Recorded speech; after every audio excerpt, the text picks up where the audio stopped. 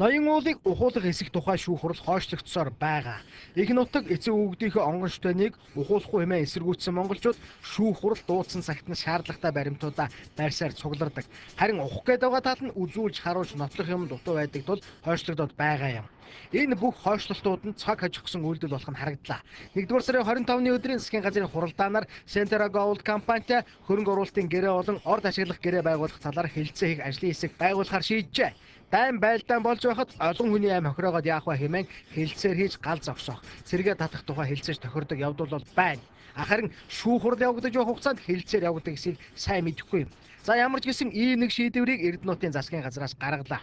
Монгол улсын засгийн газрууд ялангуяа манан бүлэглэлийн төлөөллүүд ёс зүйтэй шудраг хууль журмыг сахин мөрддөг нэр хүндтэй компаниудаа үг хэлээ олцдоггүй хэрнээ дэлхийд зард гарсан лой урчин сүйтгэгч дайн дажин үүмэн самунд игдээдэг компаниудыг өөрсдөө сонгон очиж гэрээ хийгээд байдаг юм. Үүнийг нь ойлгож ядах юм алга. Хулгайч дээрэмчтэй хулгайч дээрэмчдэл үг хэлээ олцдог юм. За ямар тач Centera Gold-тай хэлцээ хийхэр боллоо, сайн юм гарахгүй байх гэж хардаж байна. Ард түмэн сонгогч олно нь юу хүлж мөрөөдөв. Эрх баригчид ард түмнээ хэрхэн үнэлж сэгнэдэг нь чухам энэ хэлцээрийн дараалт тодорно. Ноён уул бол Монголын ард түмний бахархал, гар хүрч болохгүй онгон шүтэн сүсэг биширлэн юм. Түүгээр нь оролцсон хүмүүс яаж өнхөрч байцсныг өнгөрсөн сонгуул батлна. Одоо энэ ээлж Монгол ардын нам дээр ирээд байна.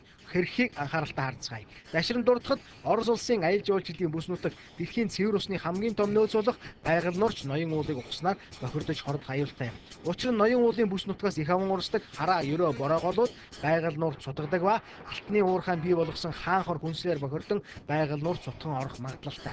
Монгол улсын иргэдийг ундаалдаг ариун сайхан гол мөрнүүд хүнслээр хордохоос гадна цаашаага урссаар дэлхийн цэвэр усны нөөц байгаль нуурыг хордуулах аюул нүүрлээд байгаа нь үүнээс харагдаж байна. Гадаадын хөрөнгө оруулагчдыг үргэлээ хэмээн гонгных дуртай эрх баригчдын буруу шийдвэрээс болж хаан хор хүнсэл байгаль нуур цутгаад эхлүүл хөрөнгө оруулагч бүхэл дэлийг маань давж ирэх зоригтой хүнч олдохгүй болж мэдэн шүү Монгол ардын намынхаа.